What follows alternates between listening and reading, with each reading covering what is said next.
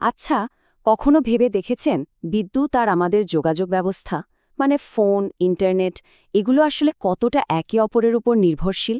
সাধারণত কিন্তু আমরা এটা নিয়ে ভাবি না, কিন্তু যখনই কোনো বড় দুর্যোগ আসে তখনই টের পাওয়া যায় এদের সম্পর্কটা কতটা ভঙ্গুর। আজ আমরা ঠিক এই বিষয়টাই দেখব, কিভাবে এই দুর্বল সংযোগটা আমাদের জাতীয় নিরাপত্তার জন্য একটা বড় ঝুঁকি তৈরি করছে, আর এর থেকে বেরোনোর পথটাই বা কী। আচ্ছা, একটা সহজ প্রশ্ন করি। ধরুন হঠাৎ কারেন্ট চলে গেল। প্রথম কোন চিন্তাটা মাথায় আসে?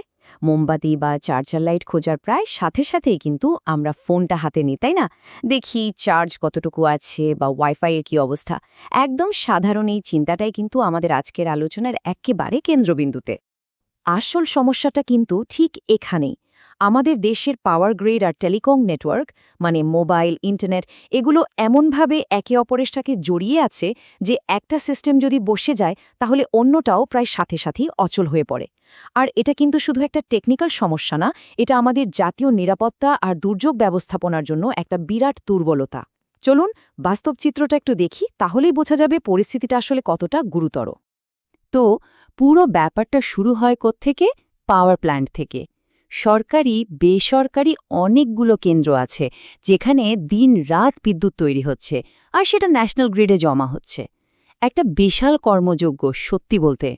তারপর সেই বিদ্যুৎ, বিশাল সব সঞ্চালন লাইন আর হাজার হাজার সাবস্টেশনের একটা জটিল জালের মধ্যে দিয়ে আমাদের বাসাবাড়ি, অফিসে পৌঁছায়। ভাবুন তো, এই বিশাল নেটওয়ার্কের যে কোনো একটা জায়গায় যদি গণ্ডগোল হয় তাহলেই কিন্তু বিশাল এলাকা অন্ধকারে ডুবে যেতে পারে। আর আসল বিপদটা কিন্তু ঠিক এখানেই ঘাপটি মেরে আছে। চলুন এবার কিছু বাস্তব ঘটনা দেখা যাক। এগুলো দেখলে পরিষ্কার বোঝা যাবে যে এই নির্ভরশীলতার সংকটটা আসলে কতটা গভীর। ২০২০ সালের সিলেটের কুমারগাঁও গ্রিডের আগুনের কথা মনে আছে? ওটা কিন্তু শুধু বিদ্যুৎ চলে যাওয়ার ঘটনা ছিল না। বিদ্যুৎ নেই, তাই পানির পাম্পও বন্ধ। সাথে সাথেই শুরু হলো ভয়াবহ পানি সংকট। ওদিকে মোবাইল নেটওয়ার্কও প্রায় বসে গেল। জরুরি সেবাগুলো পর্যন্ত ঠিকমতো কাজ করছিল না। মানে একটা মাত্র গ্রিডের আগুন চোখে আঙুল দিয়ে দেখিয়ে দিল কিভাবে একটা ছোট্ট কারিগরি ত্রুটি দেখতে দেখতে একটা ভয়াবহ মানবিক সংকটে পরিণত হতে পারে। এবার একটু সাম্প্রতিক সময়ে আসি।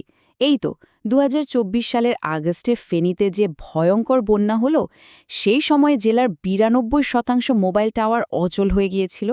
92%। আর এর পেছনের মূল কারণ কি ছিল জানেন? একটাই, বিদ্যুৎ ছিল না। ভাবা যায়, যে সময়টায় মানুষের যোগাযোগটা সবচেয়ে বেশি জরুরি, ঠিক সেই সময়ে একটা গোটা জেলা বলতে গেলে যোগাযোগ বিচ্ছিন্ন হয়ে গেল। আর এইটা কিন্তু শুধু ফেনীর ঘটনা না, এর আগে ২০২২ সালের সিলেট বন্যায়ও কিন্তু আমরা একই জিনিস দেখেছি। বিটিআরসির ডেটা বলছে ২০২৪ সালের বন্যায় ক্ষতিগ্রস্ত ১২টা জেলায় মোট মোবাইল টাওয়ারের প্রায় ১৬.৭%ই বন্ধ ছিল শুধু বিদ্যুৎ না থাকার কারণে। তার মানে কি দাঁড়ালো? সমস্যাটা কোনো বিচ্ছিন্ন ঘটনা নয়, এটা আমাদের পুরো সিস্টেমের একটা কাঠামোগত দুর্বলতা। তাহলে আমরা কি শিখলাম? শিক্ষাটা একদম পরিষ্কার। যখনই কোনো বড় দুর্যোগে, হোক সেটা আগুন, বন্যা বা ভূমিকম্প, আমাদের বিদ্যুৎ ব্যবস্থাটা বসে যায়, প্রায় সাথে সাথে কিন্তু একটা কমিউনিকেশন ব্ল্যাকআউটও শুরু হয়ে যায়। আর এর ফলে কি হয়? উদ্ধার কাজ থেকে শুরু করে ত্রাণ পৌঁছানো পর্যন্ত সবকিছু একদম থমকে যায়। তো প্রশ্ন হল, এই বিপজ্জনক চক্র থেকে বেরোনোর উপায়টা কি?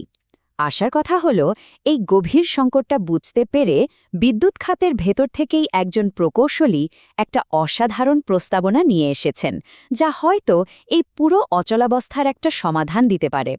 এই কথাটাই কিন্তু পুরো প্রস্তাবনার একেবারে মূল কথা। ভাবুন, যে বাণিজ্যিক নেটওয়ার্ক দুর্যোগের সময় নিজেই ঠিকমতো কাজ করতে পারে না, তার উপর আমাদের দেশের পাওয়ার গ্রিডের মতো একটা লাইফলাইন কিভাবে নির্ভর করবে? তাই আমাদের নিজেদের একটা স্বাধীন, ফেল সেফ সিস্টেম দরকার, যেটা কোনো অবস্থাতেই ফেল করবে না। আর এই অসাধারণ আর সময়োপযোগী প্রস্তাবটা দিয়েছেন একজন বিশেষজ্ঞ। তিনি হলেন সিলেট ২২৫ মেগাওয়াট কম্বাইন্ড সাইকেল বিদ্যুৎ কেন্দ্রের উপবিভাগীয় প্রকৌশলী মাহমুদুর রহমান চৌধুরী। তিনি বিদ্যুৎ খাতের ভেতরের এই যোগাযোগ ব্যবস্থার দুর্বলতাগুলো খুব ভালোভাবে চিহ্নিত করেছেন এবং এর সমাধানে একটা সম্পূর্ণ স্বাধীন নেটওয়ার্কের নকশা তৈরি করেছেন। চলুন এবার একটু বিস্তারিতভাবে দেখি এই সমাধানটা আসলে দেখতে কেমন, এর কার্যকরী দিকগুলো কি আর এটা বানাতে খরচই বা কেমন হতে পারে? প্রস্তাবের একদম কেন্দ্রে আছে একটা 3 টিয়ার বা 3 স্তরীয় রেডিও নেটওয়ার্ক। ব্যাপারটা খুব ইন্টারেস্টিং। প্রথম স্তরে থাকবে এইচএফ রেডিও। এর বিশেষত্ব হলো এটা দিয়ে ঢাকা থেকে কোনো টাওয়ার ছাড়াই দেশের যে কোনো প্রান্তে সরাসরি কথা বলা যাবে, অনেকটা লং রেঞ্জ ওয়াকিটকের মতো। দ্বিতীয় স্তরটা হলো ভিএইচএফ রেডিও, যেটা হবে দৈনন্দিন কাজের জন্য, মানে জেলা বা সাবস্টেশনগুলোর মধ্যে যোগাযোগের মূল মাধ্যম।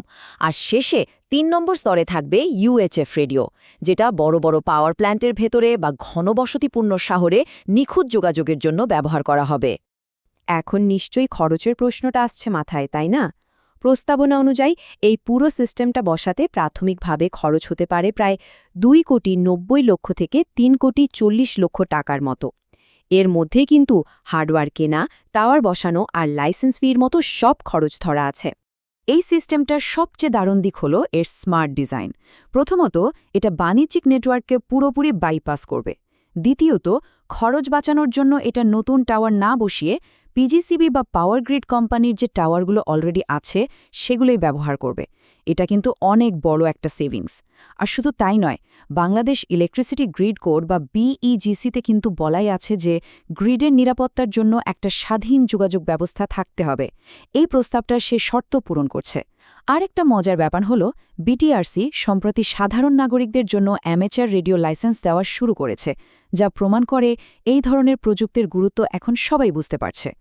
আচ্ছা, এই প্রস্তাবটা কিন্তু শুধু কিছু যন্ত্রপাতি কেনা বা টেকনিক্যাল আপগ্রেড না, এর গুরুত্ব আসলে আরও অনেক বেশি। চলুন দেখি এই সিস্টেমটা আমাদের সবার জন্য ঠিক কেন এত জরুরি।